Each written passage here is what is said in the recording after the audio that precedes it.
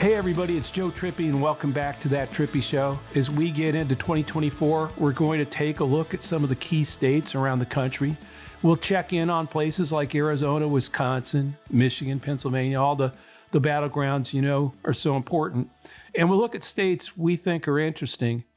You've heard us talk about how demographic shifts have changed the landscape, and that's really particularly true in the West. Beyond the battlegrounds of Colorado and Nevada, how things changed in places like Oregon, even California, but specifically Arizona and the entire West really has just been phenomenal change. Our guest today, my friend, Mark Z. Barabak, one of the greats. I mean, I've always thought one of the sharpest political minds who covers this stuff and knows it in a way that I think, offers a unique insight, sees things that a lot of other people don't. Anyway, he just finished a really cool series in the LA Times looking at how things have changed in the Western states. And I thought it would be a great place to start our look at 2024. So Mark, welcome. Thanks, Joe. Thanks for that super kind introduction. Alex, where do you want to get started, buddy? Man, it is so nice to not have to talk about whatever meaningless poll came out this week and actually look at some numbers and some underlying things about how things are changing. Mark, we are so glad you're here so we don't have to talk about whatever polling drivel is out this week, almost less than a year out now. Yeah, no, you're singing my song. So you got the series at the New West at the LA Times, which we'll link to and definitely want to get into. You look at 6 states, right? You got Oregon, Colorado, New Mexico, Nevada, California, and I know Joe mentioned at the top, Arizona. Yeah. I want to get to the 2 kind of swingy battleground states first, specifically talk about Arizona and where you see it now, how it's shifted, how has it gotten to where it is, and where do you see it going? Well, I'll punt to the extent, I'm not going to say who's going to win because who knows. I think it's fair to say Arizona is going to be super competitive. And, that in and of itself is a change. Mm-hmm. I mean, when Joe Biden carried the state, he became only the second Democrat since Harry Truman to carry Arizona. So the fact that it's in play at all is a really significant addition to the map. And I think there's a certain commonality across the West, in all these states that you mentioned. Increased Latino voting population, increased Latino engagement, a trending of the suburbs away from Republicans. I mean, that started before Donald Trump, who was just lighter fluid to that trend. You have a Republican Party that's gotten really, really extreme, very, very Trumpy. So put all those ingredients together in Arizona with the added fact that you had Senior McCain, widow of the late senator, come out and endorse Joe Biden in the final weeks of the 2020 campaign. Not just endorse him, but cut an ad. And folks I talked to said that was really significant. It was almost a permission slip for Republicans who might have had concerns about Trump to say, hey, it's okay to be a conservative and vote for Joe Biden. I don't want to overstate, when you have a state, Biden won by less than 15,000 votes. So you could point to any number of factors to say that's why Biden won. But you put all those ingredients together, and that's what's turned Arizona from just, as red as a brick to the battleground it is today. But when you look at it, though, it's really kind of interesting because, the Arizona GOP continues to nominate the most right-wing people out that they can find. They're censoring people like Rusty Bowers for, telling the truth and the big lie. So, it seems to me that there's still a clear path for Biden to, and Democrats to eke out that it's going to be a tight race, but things have substantially changed there, and they still are going down that path. Do you see? I mean, do you agree with that, or do you? And also, I mean, I think McCain may be further in the, in people's recesses and memories now. Will something like that, would it still have the same power this time around, in your view? I think, it's funny. The formulation that I kept hearing from folks over and over again is that, really the only person who could beat Trump is Biden and vice versa. In other words, I think it could be a lot tougher if Republicans nominate. And I may be the only person in America who's not 100% convinced that Donald Trump's going to be the nominee. I think it's more likely than not, but I'm not sold. In fact, when everyone in politics is saying this is going to happen, that's when I start thinking, okay, hold up here. So that said, I think that I still think, Arizona was never a particularly good state for Trump. When he won against Hillary Clinton, he got less than 50% there. It's not a great state for him. It's just, I think Biden is competitive and will be competitive. And like I said, I think it's going to be really, really close again. It's interesting. You talk about not being sure he's going to be the nominee. The more I talk to people like you, who I respect, I mean, reporters who've actually been covering this a long, long time and understand how crazy a presidential race can be and how fast it can change. People like Ron Brownstein, yourself, John Harwood, they all agree with me. I don't think Trump's not going to have as easy a run at this getting the nomination as people think. I think there can be surprises in Iowa and New Hampshire, that could launch somebody at least into a real challenge of them. Like Hart did to Mondale, or but Mondale still got the nomination, and Trump. And I agree with you, Trump probably still will too. But that fight within the party actually, helped add to what probably would have been a Reagan win anyway in that election. But I mean, made it a 49 state wipeout because of that. I do want to go to Nevada. Well, wait, Joe. This before we go to Nevada, we all know your take as why Trump is weaker than we thought. Mark, I know we're getting a little off the New West, but I think we would love to hear you unpack your thoughts from maybe a little different angle than Joe's about why you think Trump doesn't necessarily have this thing all sewn up. Well, it's funny. Joe brought up Iowa, and I'll come back to that in a second. When I talk to folks, I'll sit down with a consultant and they'll give me the scenario for why they're going to win, and this is going to happen, that's going to happen. Then I say, okay, so give me the plausible scenario for if that doesn't happen. I say not the alien abduction, not that Martians are going to come down and kidnap Donald Trump, or Martians will convict him in Martian court. Give me a plausible scenario, and I go back to, as Joe did, 1984. Walter Mondale, prohibitive favorite, gets like 49% of the vote in Iowa. Gary Hart gets 17%. Who won? Well, Gary Hart, of course, with 17. Why? Because he beat expectations. So what's a non-alien abduction scenario? Let's say Nikki Haley surprises and comes really close, or closer than people quote expect in Iowa. All of a sudden, she gets a ton of momentum behind her. It goes to New Hampshire, then it goes on to South Carolina. So again, I'm not predicting this is going to happen, but I'm saying what is a reasonable, plausible scenario such that Donald Trump is not the nominee? And I think it would begin with an unexpectedly strong showing by either, more likely, Nikki Haley, but even Ron DeSantis, by someone. Yep. We have the same. But again, it's because you've seen that movie. Exactly. Well, right. That's part of the interesting thing is so many people who are covering it now. I mean, it's not a hit on them. It's just they haven't lived through these like big swings where somebody who's just sort of basically a moderate surprise. I mean, it was 17 was not like wow, but it turned into that. Yeah. And I keep looking at Trump's numbers in places like that. He's at 42 in Iowa, and I think like same thing, 41 in New Hampshire. I mean, those are not, having run Iowa for Fritz back then, we were always floating around 50, 51, 48, somewhere up there. And, we held it, 49, but it didn't matter. By the time we got to caucus night, everybody knew we were going to be it. The only question was, who's the other guy?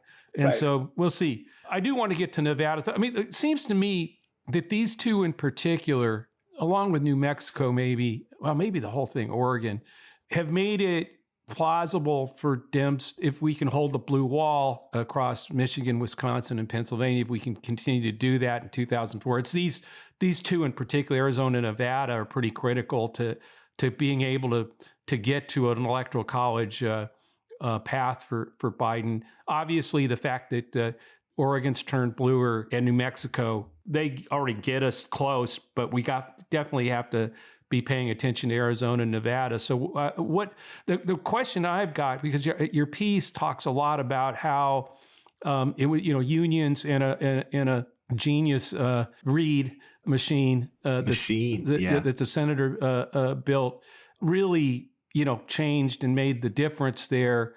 And, he's now passed.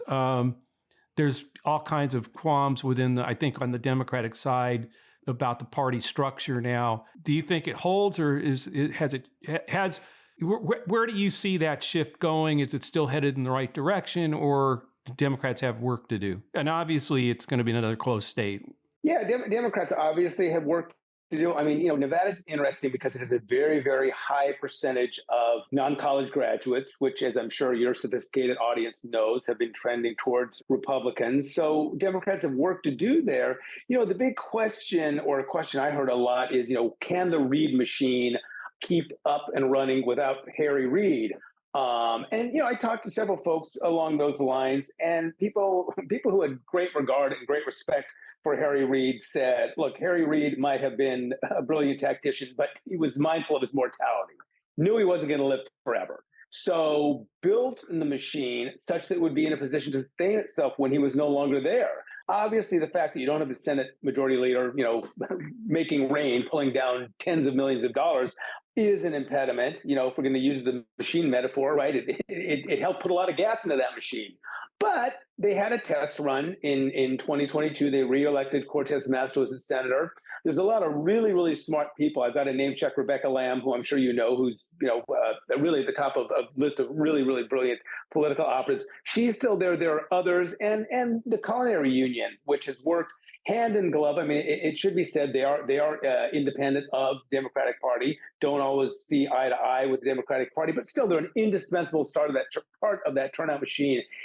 And so they still have the Culinary Union here. They still have a lot of really good, smart operatives. But Nevada being Nevada and having that demographic makeup, it's going to be close. I mean, every election except for the one Obama won by a landslide has been within just a few percentage points. So I think Nevada's going to be, again, really, really close. But I would give the advantage to Democrats just because they've run this drill. And the Republican Party in Nevada is, frankly, just an utter and complete train wreck.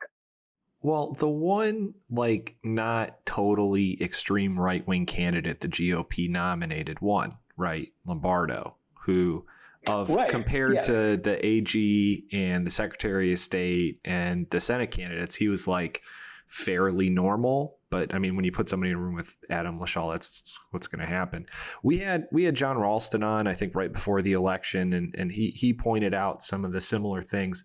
My question is kind of with both of these states, if you were kind of trending them in one direction demographically, particularly with things like growing Latino voters, youth voters, are both of them trending bluer, just kind of on the face of the numbers of who would go vote in any given year? Well, yes, but I think a lot's dependent on what happens with Latino voters. I mean, I'm not altogether convinced that Democrats are suffering a huge, huge problem. They're going to lose the Latino vote. I mean, I need to see more than the result of one election. There was a lot of very squirrely stuff about 2020. There was the pandemic, and practice and history has shown that Latino voters need to be engaged, that personal contact is super important. And interestingly, you have that in Nevada. Culinary they were on the doors in Nevada. They were on the doors in Arizona. And I don't think it's an accident. Those are two states that Democrats carried barely. So, tell me what happens with the Latino vote. Do Democrats continue winning north of 60, 65, 70%? I think that is really going to tell us which direction Arizona and Nevada, and even a state like Texas, which we haven't gotten into, and which interestingly hasn't flipped. But I think the Latino vote, because it's growing and because it's becoming such an important and significant part of the electorate, I think what happens with the Latino vote in the next few cycles will be really, really determinative, not just in those states, but as I mentioned, Texas too. Oh, you said Texas. Yeah. Joe, I know you had a question about Texas. I've been particularly, after reading what you wrote about New Mexico, I mean, all these states, I was going to ask you, are you going to do a piece on Texas? Is that something? And two, short answer is yes, but go on. No, but yeah, I mean, do you have some insight? Why is this? It just seems like Texas is somehow different, but the same. Yes. I mean, what I'm trying to say is, I know exactly what you're saying. Why is it that we, you've seen, with some of this is obviously migration out of California, other things that are contributing to this, and Latino vote growing larger. A lot of those same factors have occurred in Texas. I mean, maybe not the migration piece in it, but what's different? What is it in your view, or is it just we're still 6 years behind there or something? I mean, is it a time thing? It's funny you ask, because I've been reporting out a Texas piece because I'm intrigued as you are. I mean, as I said, a lot of commonality in terms of Latino vote, in terms of suburbs, in terms of a party that's gone super, super Trumpy and far right. So that's the question. Why hasn't Texas gone the direction of its neighbors? And I'm still kind of processing and thinking, but I've hit upon a few things that I think, one is the Latino vote. Latinos there, and I've got some really good and interesting polling data that compares Latinos in California versus Latinos or they call them Hispanics in Texas. I mean, it's very interesting. Yeah. Latinos in California, Hispanics in New Mexico, Hispanics in Texas. Hispanics in Texas are ideologically more conservative than Latinos in California. That's one factor. Right. I think another factor a few people mentioned is size. Size matters. You go into a state like Arizona and you can spend a lot of money in the Phoenix market and cover really the biggest part of the electorate. Do the same in Nevada with Las Vegas. Texas is 20 media markets, super expensive. So it's a matter of scale. And then the other thing, and here's your chicken egg thing. I talked to a lot of folks, some very frustrated Democrats who will say Democrats nationally really haven't invested that much in the state because they don't think it's winnable. And it hasn't been winnable because Democrats haven't invested in the state. So it's kind of a chicken egg thing.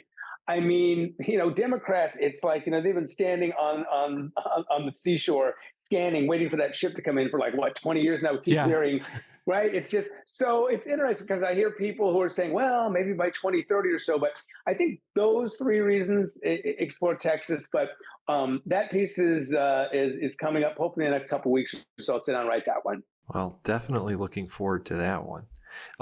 I do want, New Mexico also all these states are really interesting. I know, Joe, you've worked in basically all of them too. But New Mexico was interesting because it wasn't that long ago that it felt like a true battleground. And now it seems a lot safer and on the blue side of things. Yeah. But why is that? Well, it's interesting. People forget, maybe you didn't, maybe you haven't, but New Mexico was actually closer than Florida in 2000. I mean, it all turned on Florida, but New Mexico was the closer of the two states. And then again, very, very close in 2000. Since then, it's been lights out for Republicans. New Mexico is interesting because it's an exception to the explosive population growth that we've seen across the Southwest. Its population has been pretty stagnant, but there's been a lot of churn beneath that surface, a lot of movement from rural areas to cities. And an interesting thing about the West, there's this mythology, this image of, wide open spaces and big skies, and all that is true.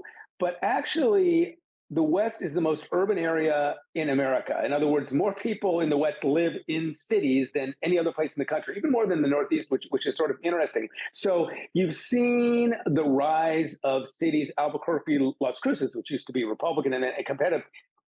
Cities that have become more Democratic are now outvoting the rural areas. And there again, I talked earlier about a chicken egg thing. I mean, is it like people who gravitate towards cities tend to become Democrats, or people who live in cities become Democrats? So who knows? But the bottom line is, Republicans really haven't helped themselves by becoming sort of the anti-urban party, if you will, going against, cities and mayors and this, that, the other thing. That hasn't helped. You've seen some economic transformation. You've seen a lot of Californians move in. The late governor, in fact, I interviewed him for this the piece on New Mexico not long before he passed, the former governor, Bill Richardson, really instrumental in terms of building up a big film industry in New Mexico, which drew a lot of Californians to it. And lastly, I believe, if I'm not mistaken, New Mexico has more elected Latino or Hispanic lawmakers than any other state. And there's a quote from a former Republican lawmaker who said, as long as we keep putting up, these Anglo millionaires who look nothing like the rest of the state, people aren't going to give us the time of day. So it's all those things added together. We're going to put links to all these stories, this whole series in the show notes. But one of I think, in the piece you did about, that alluded to Colorado and how the blue, everything in the West, it's sort of the bigger story of how the West had moved. Can you talk about that and the impact of Colorado? Same thing, I think, as New Mexico in a lot of ways, in terms of was a place that now looks like, again, pretty solidly moving in the right, moving blue, I think. Or would you not agree with that? No, I do. It's funny. Just to take a step back, you didn't really ask about the origin of this series, but it's funny. I was thinking before coming on the show, Joe, I think you and I met in 1988 when you were doing Dick Gephardt's Yeah. campaign. Yeah. If I'm not mistaken. Okay, Yeah, so we a long did. time. So I've done a lot of presidential campaigns, and one of them was 2004 when I was covering George W. Bush in Oregon, and no one at the time thought, "What the hell is Bush doing in Oregon? Is he crazy?" In fact, Portland was one of the top advertising markets in the whole country. And then in 2005, I went to Colorado and did a piece, and I can't remember the headline, but it was something like, Democrats see new frontier in the West or something like that. And I talked to a bunch of Democrats who were very, very bullish. They had just won, I believe, one of the chambers of the House in Colorado. They'd elected a senator, a bunch of House members, and Democrats and you and your listeners might recall that part of the reason Democrats put their convention in Colorado in 2008 was because they saw this promise. So that was sort of the origin of this series. And what was interesting about Colorado and what I kind of used, I tried to make I didn't want each of these pieces to be identical. So I tried to hit on sort of different themes in each one. And the theme that sort of I focused on in Colorado was this extreme image that Republicans have gotten, even before Donald Trump. It's become a very white, very Christian, very Southern-oriented party. Trump obviously acting as an accelerant at a time that Democrats were putting up a lot of politicians like John Hickenlooper, like Jared Polis, the current governor, folks who had a very centrist, moderate, relatively moderate image. And someone I quoted in the story said, "Look, Colorado's not Maryland, right? It's not anywhere. It's not somewhere where any Democrat's going to win. So Democrats very tactically and strategically move toward the center and sort of developed this reputation of moderation and sensibility. At the time, like I said, the Republicans were going very, very far right. Yeah, it's worked there, and I think that's part of the whole equation in all these places. Still, is that the likely one of the things we need is for the Republicans to keep doing what they're doing. I mean, to go to the extreme right, nominate extremist candidates, and I think as a Democrat, I can say this: I pretty much count on them to continue to do that in these places for a while still. Well. And if I could take it to Oregon real quickly, I mean, you'll remember Oregon had a very, very long tradition of moderate republicanism, right? Bob Hackwood, Mark Hatfield, that changed. And that changed. There was a very significant, turning point election in 1990 where, the moderate Republican lost the primary, he ran, but got competition and what followed from that was sort of this ideological shift in Oregon. And there again, that's another state where Republicans are just seen as going way far off the edge. Yeah, no, we did. I got in some really knockdown, drag out fights in that state. Stuart Stevens, who now's with me in the Lincoln Project, but man, it was a ugly race in Oregon. I mean, because it was so competitive and Republicans had the edge, Hatfield, et cetera. But man, I did Ron Wyden's.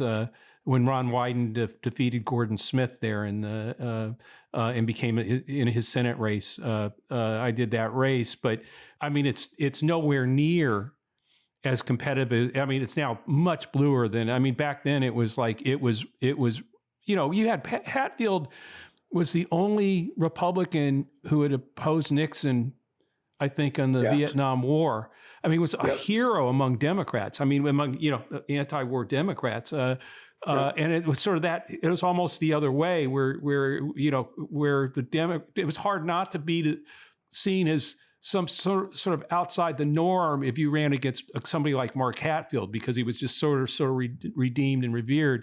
But that's all gone now. I mean, it's pretty much off the rails there. Yeah. The one thing you brought up, Gephardt in '88, and again, that's another experience, though. And go back to the Trump thing for a minute. Dick Gephardt was in last place. I mean, Al Gore had decided to skip Iowa and wait for Dukakis down south, because we had Super Tuesday and he was going to wipe us all out down in Super Tuesday. But the thing again, nobody expected was this shock surprise that Dick Gephardt would come from last place with 3 weeks to go, surge and not take second, but win Iowa. Yeah.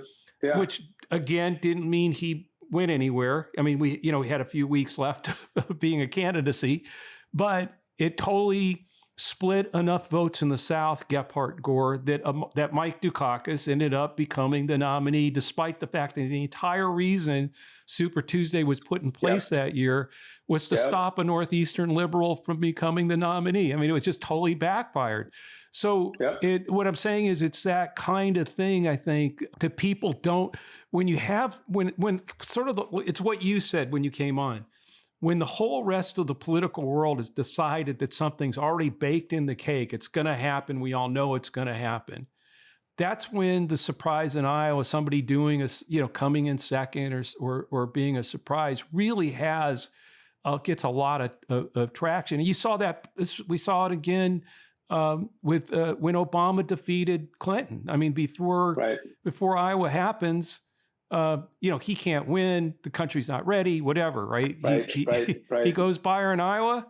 Man, it's lights out the rest of the way. So I still think that you're onto something in terms of thinking that this. I think we both are, and others, like I said, others who've seen multiple presidential races, where weird things happen in these early states. I don't think Trump's immune to that. It doesn't mean he isn't. But I don't think he's immune to it, and it's likely some surprise. Somebody is going to emerge and at least give him a little bit of if not a big fight, at least a fight bigger than what most of the, the polls and people on cable are talking about now.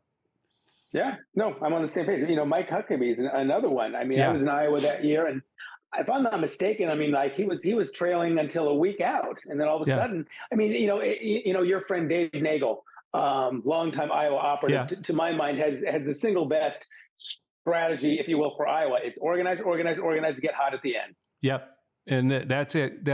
And it's funny because when I was going back to just one of the greatest failures of here I win Iowa with Mondale and Gephardt, and then my worst finish is third place, and it's with Howard Dean. So it was that year. But that year I remember I would sneak out of headquarters and go to Huckabee rallies. I literally would do that because there was just something. It was clear he was catching on, and I was trying to figure out how is he doing this? Because he's going to surprise people. But I was surprised. I mean, as much as I sort of saw it and felt it, and like I said, I would sneak into these rallies and pray that you weren't there and didn't see me. But no, that's what there have been a couple of those on the. That's why it's not it's Bush beating Reagan in 80 in Iowa. And then, of course, Reagan comes back, beats him in New Hampshire. So I just think there's people who think this is all cooked and baked in the cake may be surprised come caucus night. And definitely, I think the New Hampshire primary, if the right person gets a little bit of boost out of Iowa, it could be a real fight there. Yeah, no, I'm same page. Okay, we've talked about the West. We think, there's the trends are in a place where, like you said, in Nevada, the Democrats have been through this drill before. They'll, from my point, hopefully be able to do it again. But how do you see the assuming that Trump does have a little bit of a fight coming out of Iowa, New Hampshire, but like Mondale, gets the nomination, probably easier because of the winner-take-all nature of their primary system. But even that could backfire against them, having one of those unintended consequences. But assuming it is Trump-Biden, how do you see the structure of the race right now? And obviously it's going to be tight. Where do you see the places that you think are going to decide the thing in the end? I think the ones you rattled off. I think the industrial Midwestern states, right? Michigan, Pennsylvania, Wisconsin. I think Arizona, Nevada, Georgia. Again, all those will be competitive. And then North Carolina, New Hampshire, maybe on the outer ring. I mean, typically the states that we've seen the last cycle. I mean, you and I have done this so long. In fact, in the course of this reporting this, someone reminded me, and I love this, just to talk about how much the political map has changed. So in 1988, Michael Dukakis lost California and won West Virginia. right? Wrap your mind around that one. So, huge. That's amazing. I mean, just in the time that we've done this huge change in terms of states that have come on the map, come off the map, become competitive, not become competitive. I think this cycle is going to look a lot like the last one. I mean, there may be a state here or there, but I think basically what we've seen in the last couple cycles, even 2016, I think it's going to come down to the same handful of states, maybe hand plus a couple fingers of states that were key in 2016 and 2020. I think they'll be key again in 2024. Cool. And you were talking about polls. I just want to say real quickly. Look, I did a column. I love and respect with the New York Times as a longtime reader. But they put out those polls with Siena, and it was like I said in my lead, it was as if Moses had come down with tablets and decreed, this shall be the 2024 race. They were polls. Polls a year out are not predictive. I mean, everyone kind of freaked out and kind of acted like this, like I said, like it was holy writ, like this is the way. A poll a year out, I wrote, a poll a year out, I was like predicting the weather a year out, right? You can venture to say, okay, it's probably going to be colder in November than it was in July and August, and maybe it'll rain or snow depending on the location. But, you're not going to tell me, is it going to be 70 that day? Is it going to be 69? Is it going to be 40 degrees? Is it going to be 41? And that's what's going to decide the presidential race. So the idea that a presidential poll a year out is going to tell us what's going to happen is every bit as reliable and predictive as a weather forecast 1 year out. Yeah, I keep saying because I went back and looked at it, but at this point in 83, actually a few months ago, like September of 83, 37% of the American people said they wanted Ronald Reagan to run for re-election. It was because we're coming out of that, the same lot of, inflation was going out of control. He, took it over from Carter. And it took 2.5 years for them to get that, for it to start to turn. And 14 months later, it was Morning in America, and and he goes on to be one of the more popular presidents in my lifetime in terms of on the Republican side for sure. But I think we're out of time. Mark, you got where can people find? I mean, LA Times, but where can people? Are you on Twitter? I mean, or X or whatever we're calling it these days? I'm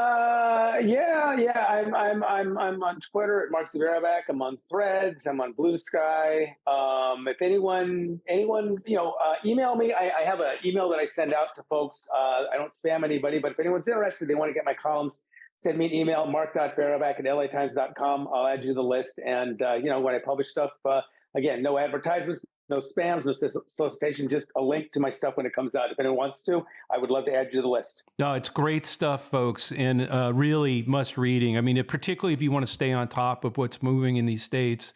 This series is a must read. We'll include it in our show notes, and I hope you'll give it a read and join his email list. And we'll put that email in our show notes as well.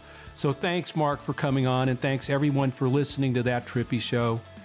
As I said, we'll link to Mark's series on the New West at Los Angeles Times. Mark again, we'll put all this in the show notes. This podcast will always be free with support from our advertisers and as part of Resolute Square. Check out the latest at resolutesquare.com/trippy. Please subscribe to That Trippy Show. Leave a review on Apple or wherever you listen. And you can always send us a question to thattrippyshow@gmail.com or leave us a question in the review on iTunes. We'll see you next week. Thanks, Mark, for being with us. Thanks for having me. It was really a fun conversation.